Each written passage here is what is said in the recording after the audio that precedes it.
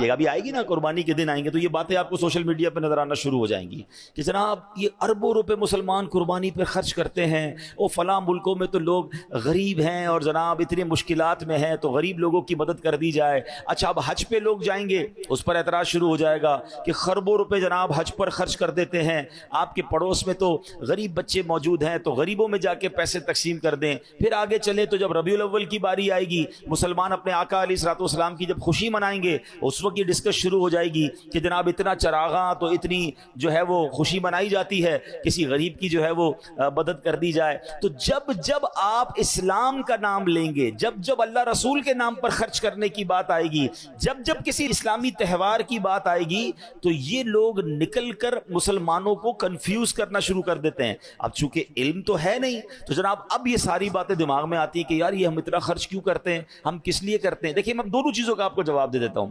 پہلی بات تو یہ ہے، کبھی ہم یہ کیوں نہیں سنتے کہ جناب یہ 31 دسمبر پر نیو ایئر نائٹ منانے کی بجائے اس رات خرچ ہونے والے اربوں روپے جو آتش بازی پر، جو ناچ گانے پر، جو شراب کی محفلوں پر لگائے جاتے ہیں وہ جناب کسی غریب کے پر خرچ کر دیے جائیں۔ ہم کبھی یہ کیوں نہیں سنتے کہ اتنے بڑے بڑے کرکٹ میچ، ان کی اوپننگ سیریمنی تو اس کی اینڈنگ سیریمنی، اس پہ کروڑوں روپے خرچ کرنے کی بجائے جتنے میلے اور پتہ نہیں کتنے یوم اور کیا کیا بنایا جاتا ہے، ان تمام چیزوں پر خرچ نہ کرو جناب، کسی غریب کے اوپر خرچ کر دو۔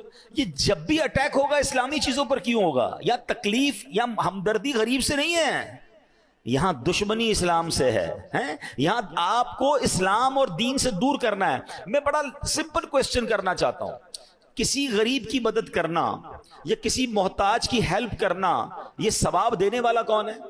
جواب دینا۔ اللہ ہے نا۔ اس کی طرف ہمارا ذہن کس نے لگایا؟ شریعت نے لگایا کہ انسان کی مدد کرو، غریبوں کی مدد کرو۔ اسی شریعت نے کہا کہ حج کرو، اسی رب کا حکم ہے کہ قربانی کرو۔ میرے رب نے ہی مجھے غریب لوگوں کی مدد کے بارے میں فرمایا نا۔ لیکن اگر وہی رب فرماتا ہے یا شریعت کہتی ہے کہ قربانی کے دن جس پر قربانی واجب ہے، غریبوں پر تو ویسے ہی واجب نہیں ہے، جس پر قربانی واجب ہے وہ واجب ادا کرتا ہے، تو اس دن قربانی کا خون بہانے سے زیادہ افضل جو ہے کوئی عمل نہیں ہے۔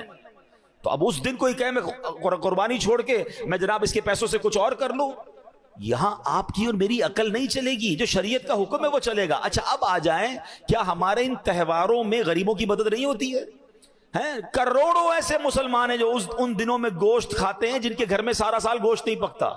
کیسے گوشت جاتا ہے؟ یہ قربانی ہوتی ہے تو گوشت جاتا ہے۔ بلکہ اگر آپ اسٹارٹ کریں، سب سے پہلے مجھے بتائیں یہ قربانی کا جانور آتا کہاں سے؟ یہ سارے قربانی کے جانور آتے ہیں گاؤں سے۔ گاؤں کے لوگ